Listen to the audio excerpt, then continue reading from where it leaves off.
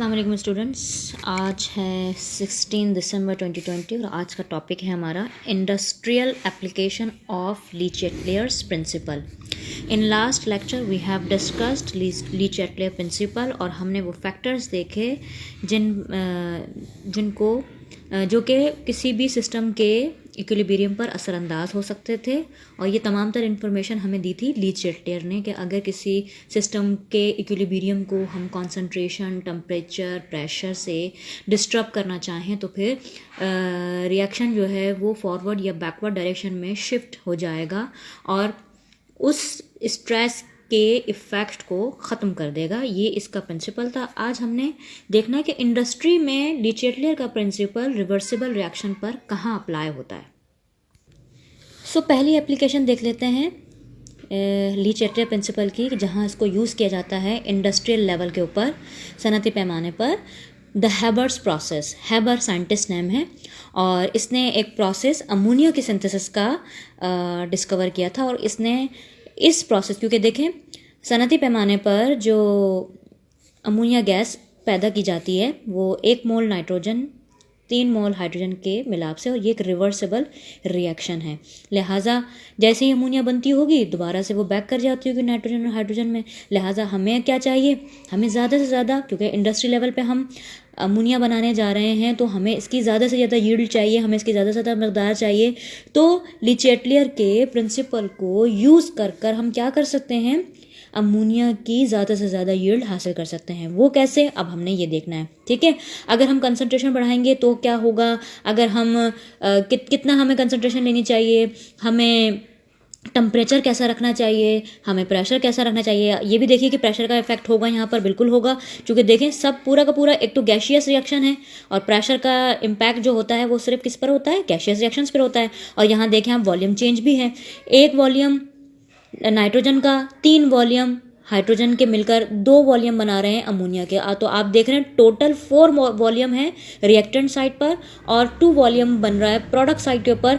तो reactant product में convert होते हुए क्या हो रहा है, वॉल्यूम रिड्यूस हो रहा है। तो अब हमने ये देखना होगा कि प्रेशर हमें कितना रखना चाहिए। अच्छा, इसकी डेल्टा एच की वैल्यू देखिए वो कितनी है, delta H is equal to -46.2 kilo joule पर मोल है। तो ये हमें डेल्टा एच यानी एंथैल्पी चेंज हमें बता रहा है कि रिएक्शन क्या है, एक्सोथर्मिक है, नेगेटिव वैल्यू है, तो वो बता रही है कि रिएक्शन क्या है, एक्सोथर्मिक है। तो अगर एक्सोथर्मिक रिएक्शन हो और क्या कहते हैं वॉल्यूम में कमी आ रही हो रिएक्टेंट से प्रोडक्ट में कन्वर्ट होते हुए, और तो हमें अमोनिया की यील्ड ज़्यादा से ज़्यादा हासिल करने के लिए किन किन बातों का ख्याल रखना होगा, ये 1 बाय 1 करके देख लेते हैं।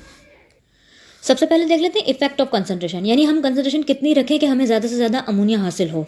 तो एज वी नो के according to law of mass action, और ली-चैटलियर ने भी बताया कि अगर आप कंसंट्रेशन ज़्यादा लेंगे तो क्या होगा, रिएक्टेंट के दरमियान कोलिजन्स बढ़ेंगे तो आप रिएक्शन तेज़ होगा, रिएक्शन ज़्यादा होगा तो फिर प्रोडक्ट भी ज़्यादा बनेगी। लिहाजा हमें रिएक्टेंट की कंसंट्रेशन को क्या रखना पड़ेगा, हाई रखना पड़ेगा, ताकि रिएक्शन फॉरवर्ड डायरेक्शन में मूव करे और ज़्यादा से ज़्यादा अमोनिया हमें हासिल हो सके।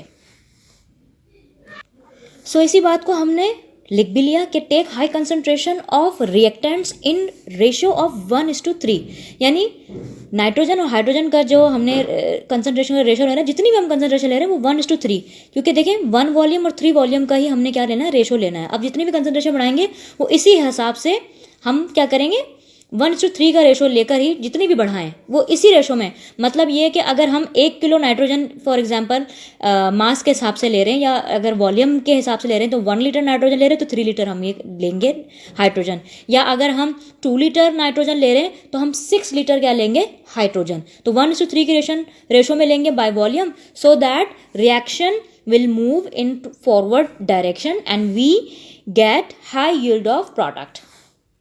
अब दूसरा फैक्टर देखें, इफेक्ट ऑफ टेम्परेचर कितना रखना चाहिए ताकि ज़्यादा से ज़्यादा अमोनिया हासिल हो। तो एज वी नो कि रिएक्शन कैसा है, एक्सोथर्मिक है। अगर हम रिएक्शन का टेम्परेचर बढ़ा के रखेंगे तो रिएक्शन तो बैकवर्ड डायरेक्शन में मूव कर जाएगा। लिहाजा हमें क्या करना है, टेम्परेचर को कम से कम रखना होगा, क्योंकि एक्सोथर्मिक रिएक्शन है, हीटिंग रिएक्शन है, वो वैसे ही हीट को पसंद नहीं कर रहा है। आप टेम्परेचर बढ़ा देंगे तो वो फेवर नहीं करेगा प्रोडक्ट की फॉर्मेशन में। लिहाजा हमें टेम्परेचर को क्या करना पड़ेगा, कम से कम रखना पड़ेगा। इसी बात को अब हमने वर्डिंग में भी लिख लिया कि as reaction is exothermic So according to Le-Chatelier principle, low temperature will shift the reaction towards forward direction.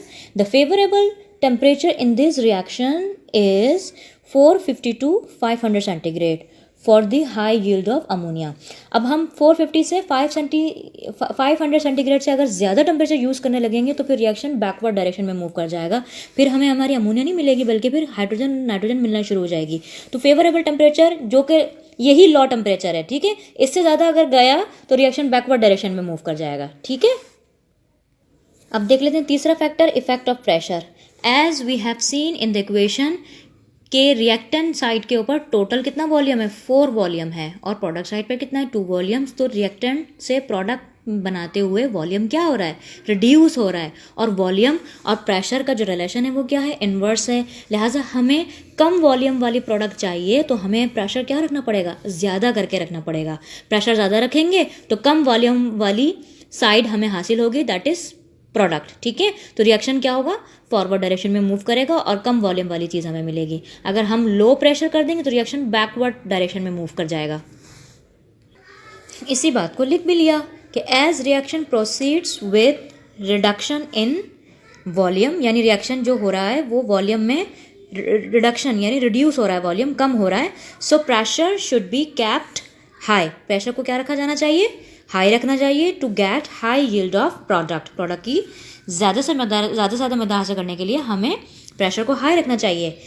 The suitable pressure for this reaction is 400 to 1000 ATM, यानी एटमॉस्फेरिक प्रेशर होना चाहिए. ठीक है, इससे कम अगर प्रेशर हम लेंगे यानी इस रेंज से कम प्रेशर लेंगे तो फिर रिएक्शन बैकवर्ड डायरेक्शन में मूव कर जाएगा, which is not suitable for the formation of product. ठीक है, तो ये 3 इफेक्ट्स को आपने as a application of Le Chatelier principle में बताना होगा कि भाई हम इंडस्ट्रियल लेवल पे कहाँ इसको इस्तेमाल करते हैं. अगर आ जाए कि हैबर प्रोसेस में कैसे इसका इस्तेमाल होता है, या ये सवाल आ सकता है कि बताइए कि भाई इंडस्ट्रियल एप्लीकेशन हैबर प्रोसेस में क्या है ली-चैटलियर प्रिंसिपल की, तो यूँ इस तरीके से आप बताएंगे कि हैबर प्रोसेस ये है और इसकी ये इन्फॉर्मेशन है, और फिर effect of concentration, effect of temperature and effect of pressure आपने इस तरीके से इसको बताना है. अच्छा, इसी प्रोसेस में आयरन एज ए कैटलिस्ट भी यूज़ होता है. एज ए आयरन जो है ना इस प्रोसेस में एज ए कैटलिस्ट इस्तेमाल होता है. लेकिन मैं इससे पहले भी बता चुकी हूँ जब हम ली-चैटलियर प्रिंसिपल को डिस्कस कर रहे थे कि कैटलिस्ट का अमाउंट ऑफ प्रोडक्ट पर कोई इफेक्ट नहीं होता है, इक्विलिब्रियम पर कोई इफेक्ट नहीं होता है. बस सिर्फ क्या होगा कि रिएक्शन आपका स्पीड अप हो जाएगा, तेज़ी के साथ हो जाएगा, उससे अमाउंट ऑफ प्रोडक्ट पर कोई इफेक्ट नहीं पड़ेगा. Catalyst rate of forward reaction और रेट ऑफ बैकवर्ड रिएक्शन को साइमल्टेनियसली क्या कर देता है, इंक्रीज कर देता है बस.